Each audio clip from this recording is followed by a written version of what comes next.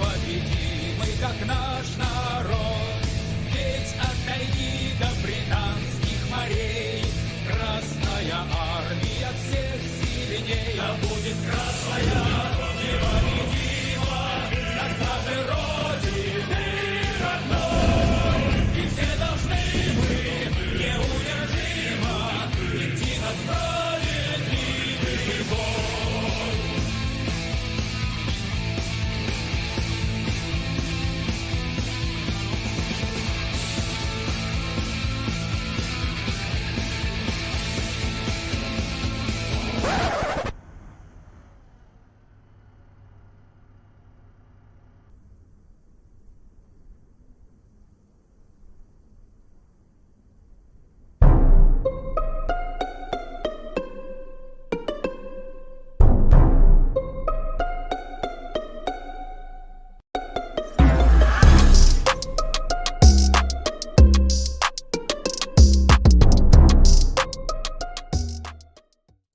Ladies and gentlemen, the sequel you've all been waiting for, part 2 of the critically acclaimed video, the ArmA3 Chimera Saga.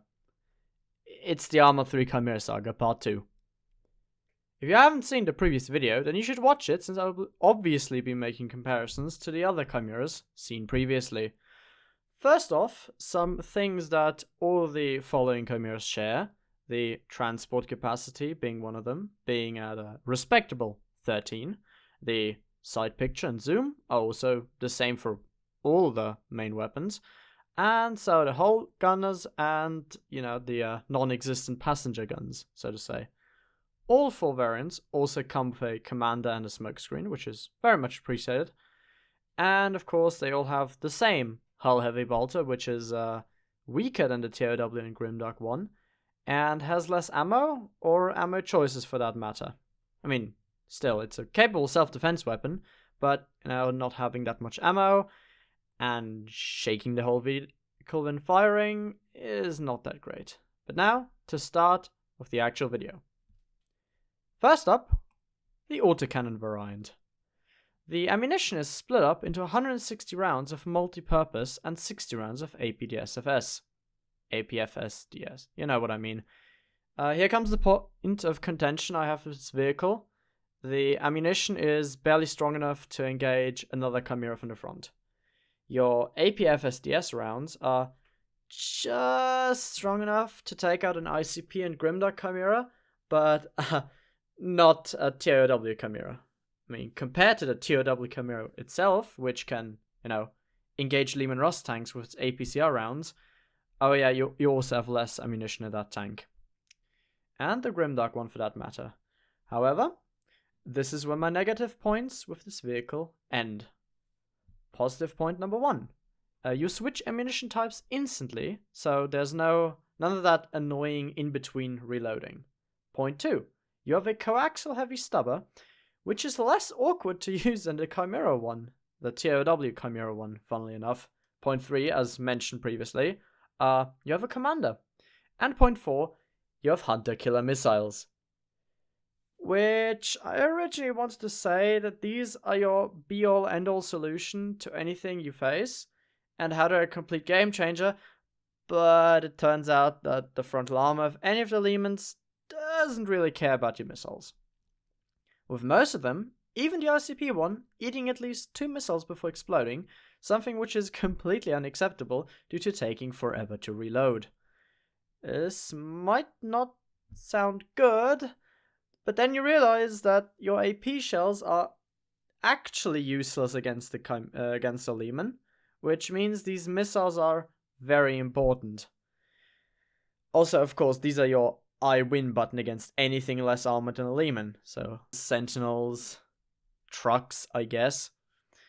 They do have a lock-on, but it's very finicky and slow to use, but I guess it's useful when you're trying to use the top attack mode on the missiles to hit the roof armor of a Lehman. Yeah, the top attack. Yeah, let's talk about that for a moment. This is probably the most actually misleading feature of this vehicle. You might be able to assume that it allows you to actually defeat Lehmans by getting at their weak roof armor. Nope. First of all, you need to be locked on. And of course you can guide it manually, but that way you won't ever actually hit the roof armor. It's just going to hit whatever part of the vehicle you're pointing at, just at a very awkward angle. For you see, the missile travels in an arc, but unless it's locked on, it's just gonna hit where you're pointing. So okay, you decided to commit, and you actually try to get a lock on. That is a problem, because not only does your target need to be completely in the open, but for some reason I found that you also kind of need to expose yourself. Like, even a road sign will mess with the lock-on. So, yeah, good luck doing that when your target is moving. And, of course, if you've actually got the lock-on, you fire the missile, the lock hasn't broken, because these are not fire and forget missiles. You have to stay locked on and look at the target the entire time. At least for the tier double demon, the missile just gets eaten by the gun. Or, yeah, or something else. Or it aims at the sponsons or something. Case in point is, yeah, the hunter-killer missiles are not that great against laymen's. Also, they're completely useless against aircraft. Just thought I'd mention that. These are essentially tow missiles. They're very slow and not maneuverable. Alright. With that, the Autocannon Chimera wraps up, and it only gets weirder from here on out. Next up, we have the Chimerro. For this and the following thing, we have to go back in time to 1995 to issue number 185 of White Dwarf, where we will find an article titled Chimera Assault, written by Andy Chambers for the kind of sub-game of Epic, you know. Tiny little, even tinier miniatures, but, you know, supposed to make bigger battles, but whatever. This article introduces us to 3, let's call them eccentric Chimera patterns, which also would never be mentioned ever again anywhere. I've done a little bit of research, but this article is the only place where these 3 are mentioned. So let's get into them. There's, for one, the Chimerax, which is literally a knockoff Hydra. It's got 4 autocannons on its turret. It's weird. Then there's the Chimdeon, a Chimera with a strengthened turret and a short battle cannon in it, which can, according to the article, easily smash titans. Alright. And last but not least, the Chimerro. According to the article, it is, quote, the least modified of all the Chimera assault variants, mounting a standard hunter-killer missile tube with an autoload system on the side of an existing Chimera turret. And today this vehicle is being brought to us in ArmA3 in the form of this. Yeah. Some artistic license notwithstanding, this vehicle is unfortunately incredibly mid. Unlike its lore inspiration, this vehicle does away with an actual main gun in exchange for a whole 8 hunter-killer missiles and a stubber and of course some reloads. Now, looking at how they've modeled it, you would think that you can fire 8 missiles fairly rapidly before taking forever to reload, but no! You fire 1 missile. And then you're waiting for the equivalent amount of time it would take for a single tube launcher to reload before you can fire again. So you're sitting there, launching a missile exactly as fast as a normal Chimera, but you just have 4 times the ammunition.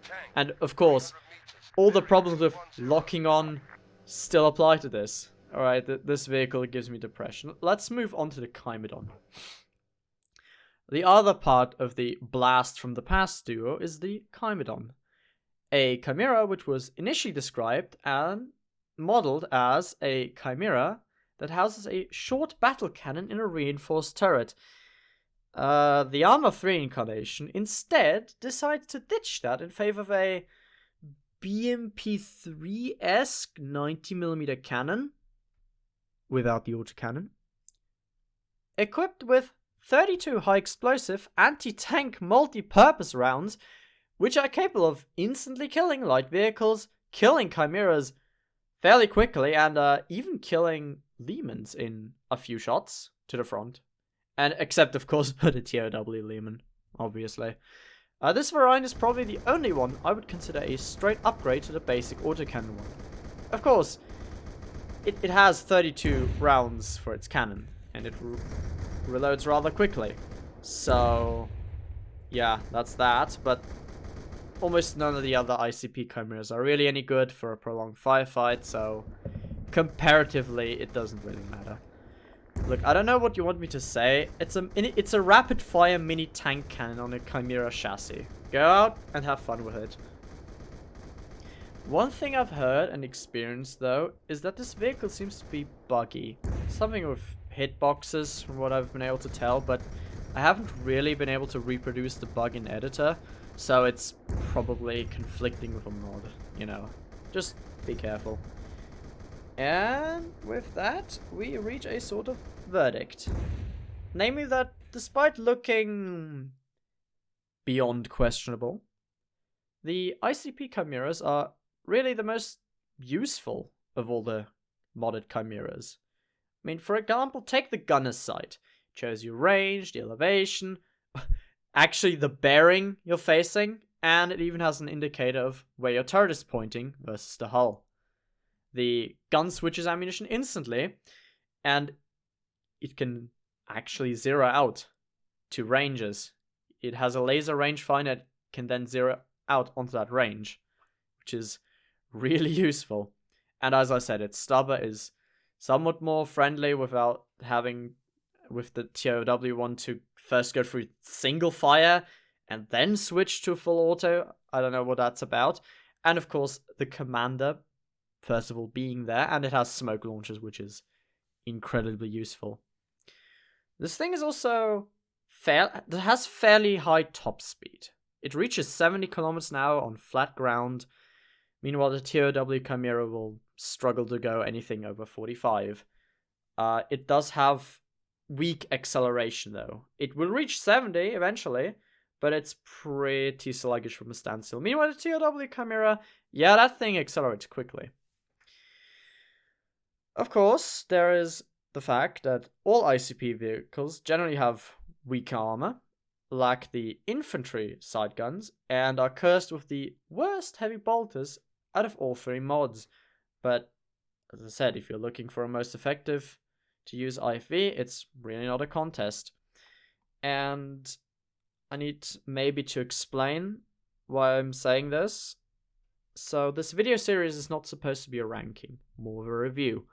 The reason why I'm ending it like this, like I'm making a recommendation, is because I feel like I've treated ICP worse than they actually are.